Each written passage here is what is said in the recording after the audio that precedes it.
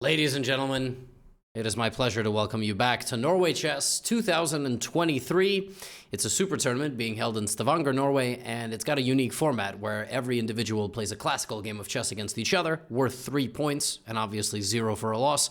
And if the game ends in a draw, it goes to an Armageddon format with 10 minutes for white, 7 minutes for black, and black getting draw odds equaling a victory. This tournament's had a lot of very interesting storylines. The struggles of Magnus Carlsen to win a game of chess in classical, the resurgence of Hikaru, Fabiano Caruana going back to number 2 in the world, and many other storylines. And today we will continue the action. That is not a spoiler. That is just yesterday's standings. And I never changed round 4. So there you go. We're gonna change that right now. Round 5. New world number 2. Look at that. We're gonna do a little live editing. I apologize for this. I have had a long day. I have had a headache for most of the day. So please bear with me. Let me know in the comments if you prefer this more relaxed Gotham, you know, or if you want me to act like a psychopath in every single video that I record.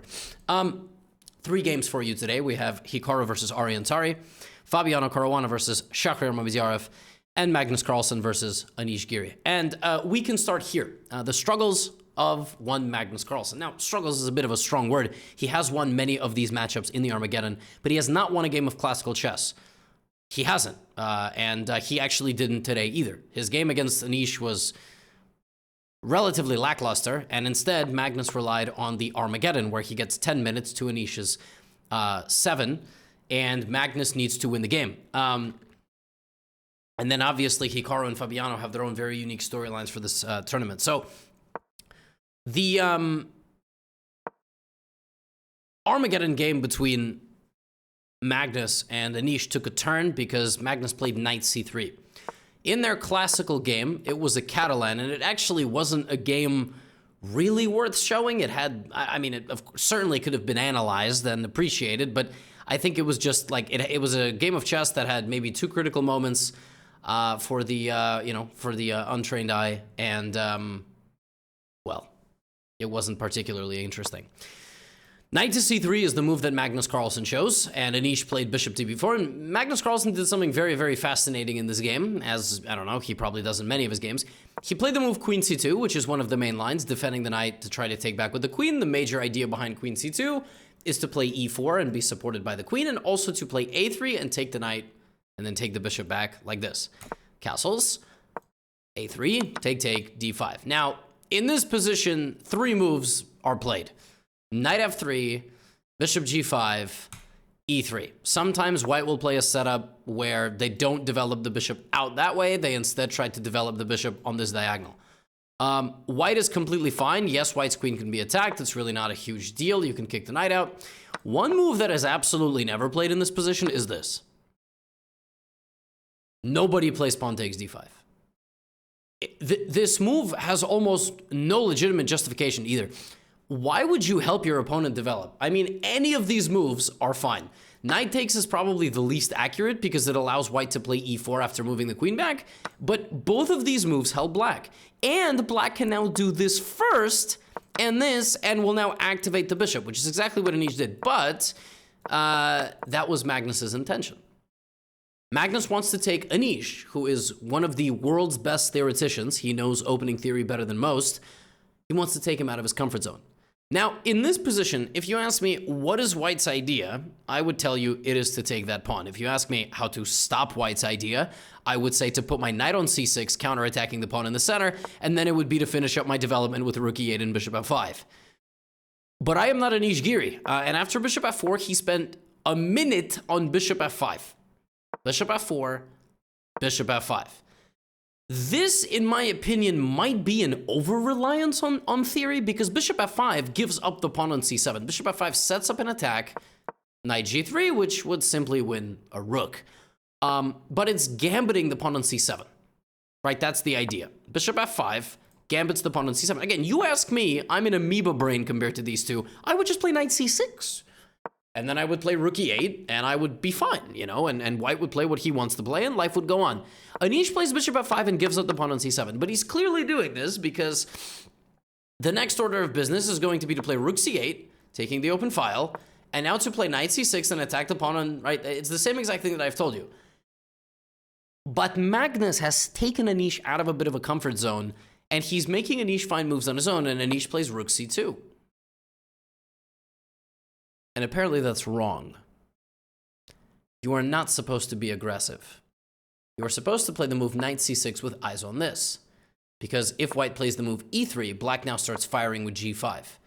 And if white plays f3 to kick the knight out, I can even do this if I want to, but I can also just go back, and then this proceeds to be a threat.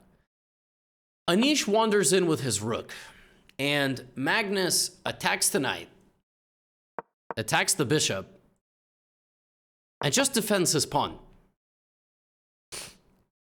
And Anish, by the way, should have put his bishop here. And I don't actually know why he didn't do that. Maybe he was a bit concerned with h4 and something like g5 when the knight has to go. He didn't like something here. But this is tough stuff. Anish goes here, rook b1, and Magnus just plays e3. He's going to go here next. That's exactly what he does. Back goes the rook, and Magnus just up a pawn.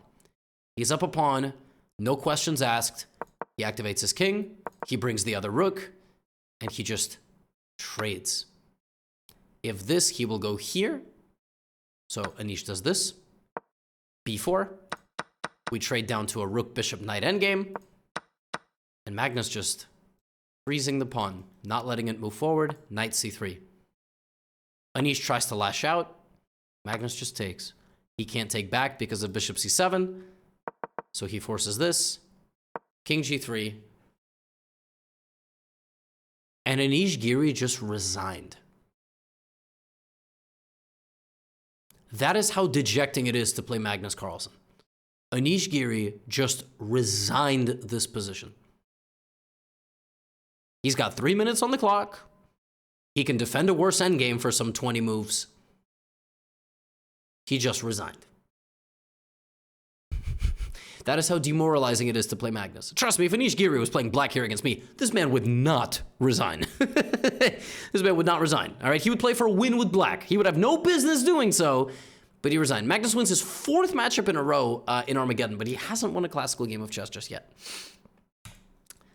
And then there's Hikaru, who's having quite a good tournament. He had that weird day where he drew Magnus in 5 minutes and played a King's Gambit, but other than that, he has had a very, very good tournament. And this game, he was playing against Arian Tari. And actually, Hikaru went for a 4-move checkmate. He thought Arian wasn't strong enough to defend against this. I'm joking. This is called the Bishop's Opening. And there are various move orders here where white delays the development of the knight. And if black, for example, castles, white actually can even play queen f3. You can play queen f3, you can play knight e2, and it's a very interesting opening. But Tari plays c6 with the intention of playing d5, so Hikaru slides out of the way.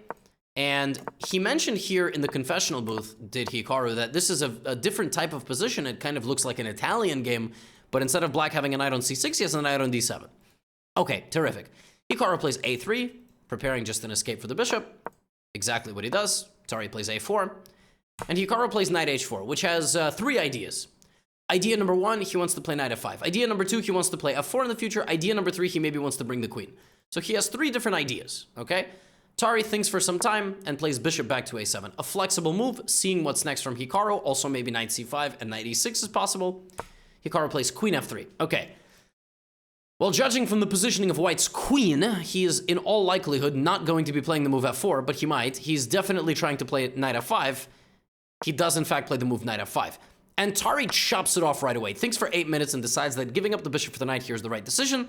Probably it's bad for Hikaru to play like this because d5 and the bishop is sealed out.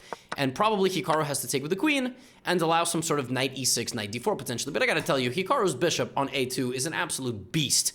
All right, that bishop will stand unopposed. That bishop very well may play a hero role in this game. And so Tari plays the move rook e8. Hikaru just very calmly develops the bishop to the d2 square. It's a very flexible game. Both sides have 8 pawns, which means that it is a closed position. When it is a closed position, you are considering 2 things. Number 1, you are considering piece maneuvering. Knight e6, knight d4, and the like. You are also considering pawn breaks. f4, d5, b4, b3. These critical pawn breaks. Black plays the move knight e6, rerouting, and there's d5. Piece maneuvering and pawn breaks. Those are the two most important and frankly the only two things available in close positions. Tari does in fact play the move d5, setting off potential possibilities. That move does weaken the pawn on e5, but taking that would open you up to being absolutely slaughtered in the center of the board. So Hikaru, in a shocking turn of events, does not play a horrible move and instead takes on d5, knight d5. It's also very important here to understand something. White has a bishop, so white really would like to keep that position opened. Now, in this position, Aryan played something that I do not understand, and it's actually very difficult for me to explain to you. Tari here has the option to take with the knight or the pawn, or the queen if he's you, but he's not you, because that would hang a queen. Knight takes d5 is certainly not a bad move. I completely understand it. You're trying to be mobile with your knights. You preserve your queen can go this way. But pawn takes d5 to me looks a little bit more natural, because you open up the c file, which just looks really nice. You keep the bishop more or less blocked. This is weak, but I don't really think knight c3 is possible. Knight d4 attacks the queen and defends the... So I don't know. I mean, visually speaking to me, and, you know, Tari spent a little time, he played knight takes d5. So Hikaru played the move rook e1, queen g4 sliding out of the way, and I think that is what he wants. He wants knight g3, knight f5, knight e4. This bishop is still very strong. Tari plays rook d8, and here comes Hikaru, and now Aryan plays knight d4. Knight d4 is a mild inaccuracy because I think this knight simultaneously allowed Hikaru to activate his bishop and also block black's bishop and also is just going to be a target. Tari played knight d4, probably expecting c3, but bishop g5. And now if you continue the journey down here, I play rook c1, and you have two hanging pieces, so that doesn't quite work. So rook b8 is what Tari plays instead. And Hikaru is just sort of, he's kind of calling the tempo of this game. Knight takes bishop, f takes e3, knight b3. Very interesting position. Tari is like, take my knight. And Hikaru's got a very weird structure. Plays knight e4, Tari trades, and Tari's doing well. I mean, he is like keeping equal, but it's a very imbalanced position. Bishops are on opposite colors. d4 could come in at some point, making it rock solid. Pressure here, knight d6, and so on. And Hikaru here, after this move c5, pounces. And one pawn move is an inaccuracy at the grandmaster level. Rook d8 is what should have happened. And Tari had to not fear this d4 move. He had to just accept it. He tried to stop the move d4, but in doing so, Hikaru gets this, and now a brilliant positional move, c4.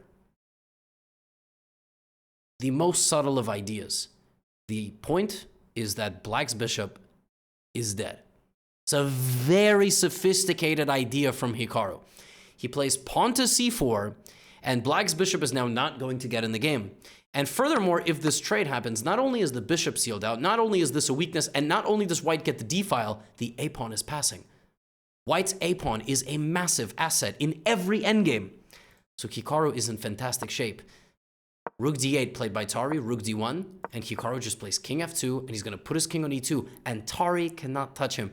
There is a reason why every important piece in white's position is on a light square. Do you know what that reason is? Because this is a dark squared bishop. Light and dark. 32 light squares, 32 dark squares. The board is always working in harmony. The bishop on a7 is currently a complete non-factor, and even if it was, it would have no role in the game. It could be on e7. It doesn't matter because it cannot touch these pieces and it cannot defend these pieces. So h5, Tari getting desperate. Hikaru just takes. As we saw in the Magnus game, h5 you just take. I was there earlier.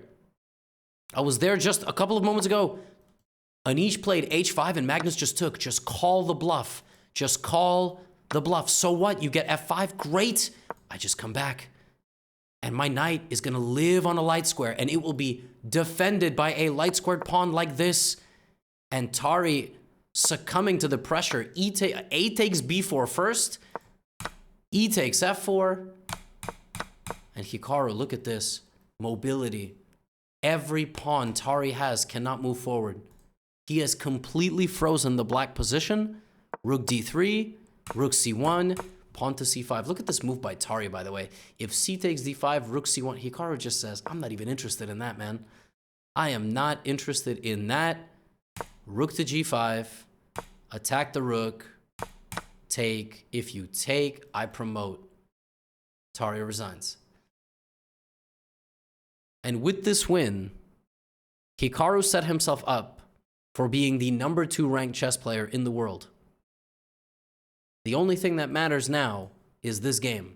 If Fabiano Caruana does not win this game, Hikaru will be the second highest rated player on the planet behind Magnus Carlsen. Something he has not achieved in 8 years. It has been 2,800 days since Hikaru has been the second ranked chess player on the planet. Fabi, however, is absolutely on fire. And he's playing Mamedyarov, and he plays a 4 knights. It's a very sharp line. This line with a knight sacrifice and then a center fork trick has been seen in the World Championship. It was actually played between Ding and Nepo. It's a very sharp line. Not going to get into the details, into the nitty-gritty, but essentially this is the position after the opening. Queens, bishops, and rooks. These dudes hate horses. All right? They are not equestrians. They are not fans. These dudes do not like horses. And the position actually visually looks really, really promising for white. I mean, white has all his pieces pointed at black's king. The position has to be quite resilient. Otherwise, black is probably just going to be completely lost. But it's not, because then, you know, Mamedyarov wouldn't have played this. So, bishop d3. Fabi plays e6, opening up the idea of queen e5. Look at this absolutely brutal position. Queen e7 defending. And just visually, this looks absolutely awful for black. This pawn is such a thorn. You can't just take it either. Bishop b4, if you take this, I can grab and I can come back. So bishop b7, rook e6. If you do this, bishop d5. You're just going to lose the queen. So bishop e4, Shahryar plays rook a6, and they trade the rooks, and Fabi plays queen h4. Fabi still poking and prodding. Eyes on every pawn. Shach plays c6, a good move. Good move. Blocks the bishop. Opportunity to slide back to this diagonal and utilize it in some capacity. Fabi plays bishop back to d3. Shach takes the pawn. As I've been saying in today's recap, sometimes you just gotta call the bluff. Bishop a3, queen g3.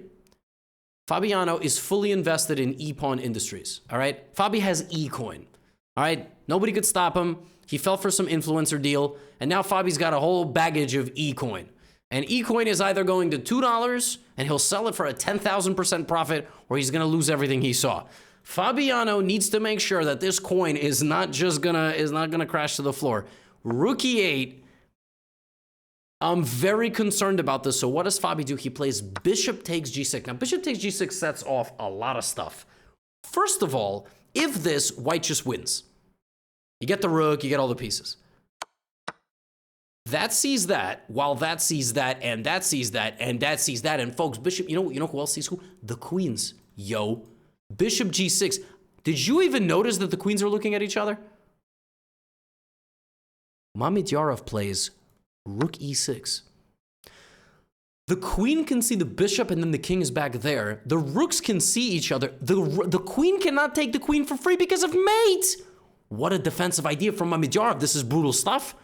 And if you play rook e6, I'm queen c1 is mate. So Fabi cannot take the queen. Fabi cannot take the rook. What Fabi has to do here is play bishop back check. Now Fabi could have played this. But after this, Fabi didn't like his chances. He didn't like the bishop and the 3 pawns over here. Because you know what happens when those 3 pawns start flying down the board? Fabi's going to get shook. In fact, Fabi was probably shook of this whole prospect. So he didn't do that. He went here and rook d1. But count the pawns. My man Fabiano is still down 1. And he's lost his e-coin. But Shach's got some nice tokens. These pawns are going to come down. Shach consolidating, centralizing, brings his bishop out. Something's got to give. He brings the bishop back to protect the king. He's just waiting for his moment. He's waiting for his moment. Queen d2, queen e5. Fabi's still being aggressive. But Shach knows the best defense is offense. Queen a1. Hello. Who is going to defend the bishop? Because the queen is now calling the bluff on the queen. If queen takes queen, rook takes queen, white is never moving. These pawns are just gonna fly down the board. So in this position, Fabi plays rook takes g8.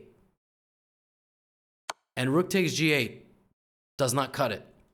The computer wanted this, followed by f4, a4, king f2, a3, rook a8, but a2, rook a2, and this is pretty brutal. So if that doesn't work, none of it is going to work. Maybe you can play h5, but it's just a matter of time for black. Fabi plays rook g8 and tries to give a perpetual check. But Shahryar runs out with his king. He runs to the middle. He runs back. He escapes the checks. And on move 47 of this game, after escaping the final check, yes, there's this, but you just take it. Mamedyarov won the game. Fabiano Caruana resigned. And my friends, here are your standings after 5 rounds of action at Norway Chess. Fabiano Caruana still in first place, but Hikaru is in second.